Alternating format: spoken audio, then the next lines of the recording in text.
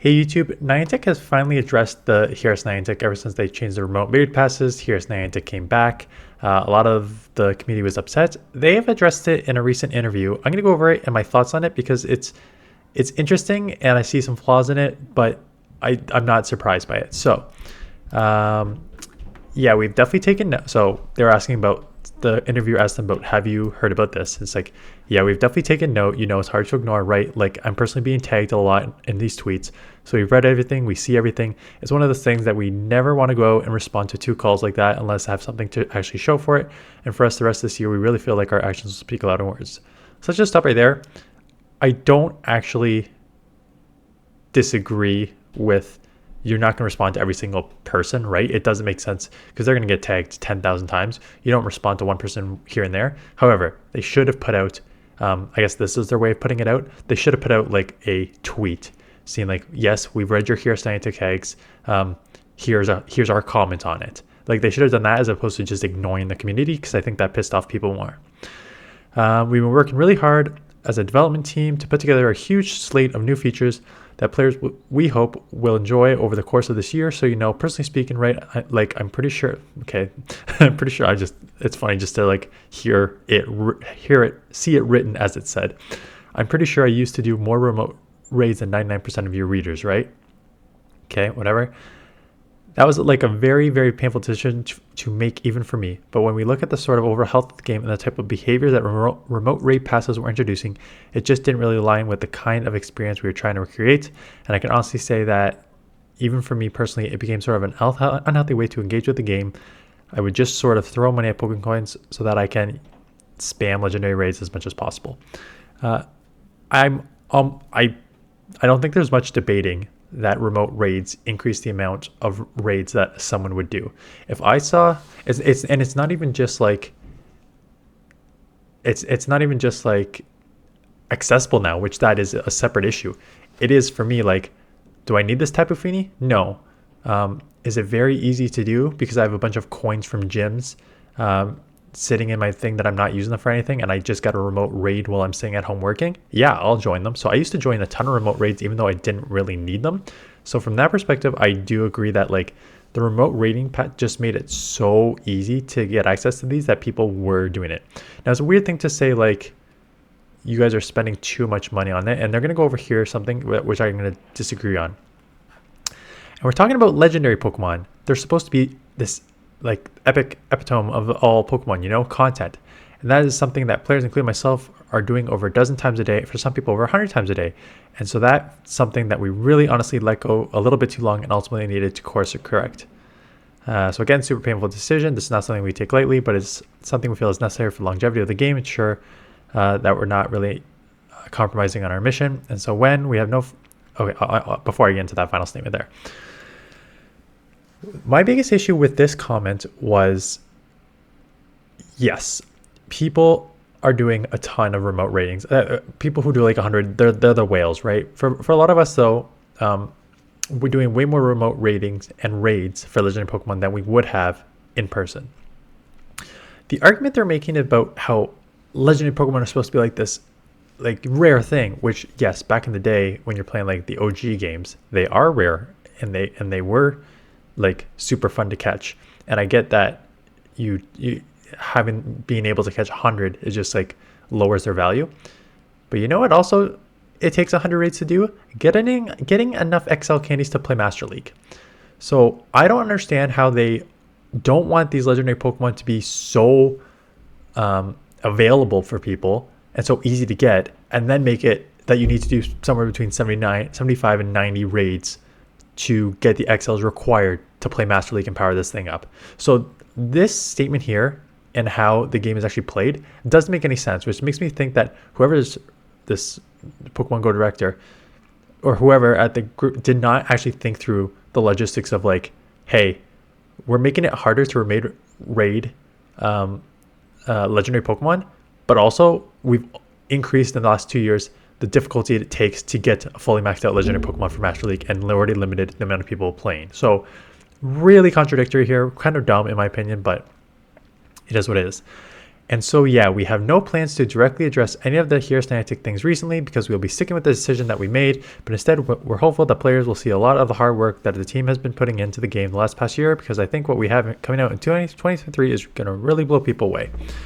And that's basically not surprising to me at all. There's no way they make this decision knowing how unpopular it's going to be and then backtrack on it. Their mission is 100% just get their AR data location stuff. We know that. So it's not surprising that they're not going to backtrack. I think there's maybe a little more here. I'd like to add one thing, just to echo Michael's sentiment of coming onto this game. We're all passionate about the game. I feel like something that's lost, that we're confident in our decision. And like, I'm basically, I keep laughing when this says, and like, and basically what we want to do is what Michael is saying is we really want our actions to speak louder than words, but everyone liked it. Everyone's playing the game. Everyone wants to do remote raids, but we kind of have to understand it's best for player experience. I'm really passionate. Yada, yada, a bunch of nothing. Right. So 2 things with this. I do think that just they know their vision of the game. I think their vision of the game is AR data location and money from their main aspect there. So that like hiding behind this vision of the game, I think is not entirely true. I do think that there is quite a different experience. I won't just totally dismiss it, because I do think there is quite a different experience remote rating versus in-person rating. I talked about this a lot before. I worked pre-COVID. I worked downtown in Ottawa. And if there was a raid that popped up, this was before remote raid passes. If there's a raid that popped up anywhere between like 11 a.m. and like 2 p.m. or like 1:30 p.m. around the lunchtime, you didn't even need to call for it. You walked over. There was 20 to 30 people. Everyone was excited. Everyone talked to each other. You got to know people that way. So I do think that, yes, there is a certain aspect that's lost to this game. That being said, we're now past COVID. I still work downtown, but only once a week now, or twice a week. And when I go out during lunch hour, there is no one there. And I call for it on Campfire. I use Discord. I use the Ottawa Discord, which has specific locations for that. I use Campfire to light flares constantly. There is no one that responds and no one that comes to help me. And the only times I'm able to actually do these legendary raids over the past month and a half is when I've remote raided people in and they've joined. So I do think that, yes, the experience is probably better in person, but the game has changed substantially. The amount of players that play this game has changed substantially. And I think that it's just like a big loss for this. Now, in terms of like, we're just going to ignore everything and do what we want and let our actions speak louder than words, I think it's going to work. Quite honestly, I think there will be a bunch of people who quit this game. But I'm doing this the morning of, I'm going to post this in a few hours, of when Shadow Mewtwo was just announced in remote raids. Not remote raids, because you can't remote raid in that. That's another stupid thing. Where Shadow Mewtwo is just announced in raids. And of course, every single person online is freaking out. This game, I find, has such a hold on people that they will not let their, for the most part, FOMO and investment in this game and their love of Pokemon overtake their sort of anger at Niantic. I do think that for the most part, people will raid the heck out of Shadow Mewtwo. I know that GoFest has sold out multiple mornings in Japan and New York now.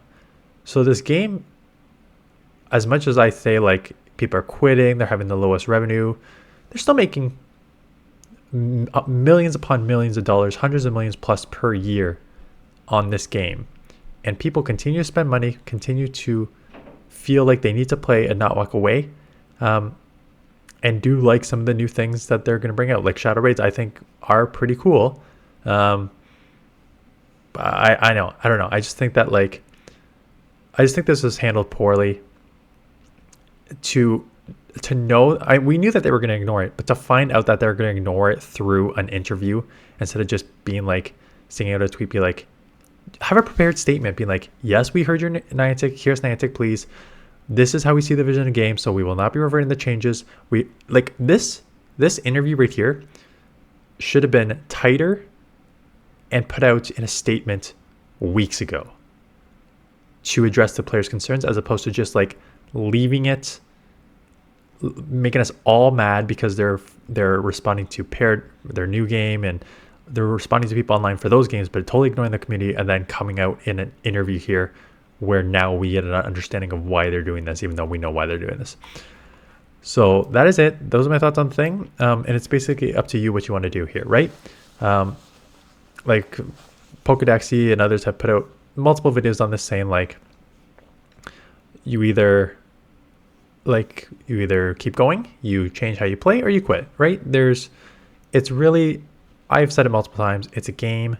There's bigger things in life. You need to like really know that in 5, 10, 20 years, you're not going to care about anything that happened in this game, quite honestly. It's fun in the moment. It's supposed to be fun in the moment. Don't take it too personally.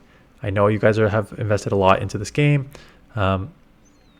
Just know that Niantic is basically going to do, at this point, all this interview told me is, we are going to do what we want, and then you deal with it or don't, is essentially what they said. So that is what you need to understand moving forward. They're going to do what they want, and if you like it, great. If you don't like it, you either deal with it or you leave. Those are your options, because I don't think that they are going to listen to the community anymore. I think they've got a vision in their mind, and they're just going to go push forward with it whether we like it or not. So that is it. Let me know in the comments what you think about this response, and that is it. So I appreciate watching. Stay tuned. Tomorrow, Legend team, hit Legend. Today, with the team that I just absolutely dominated with in Little Cup, I got 3 5-0 sets, and I hit Legend on a 4-1 set.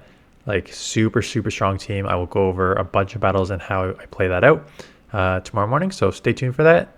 And that is it. So I will see you guys in the next one.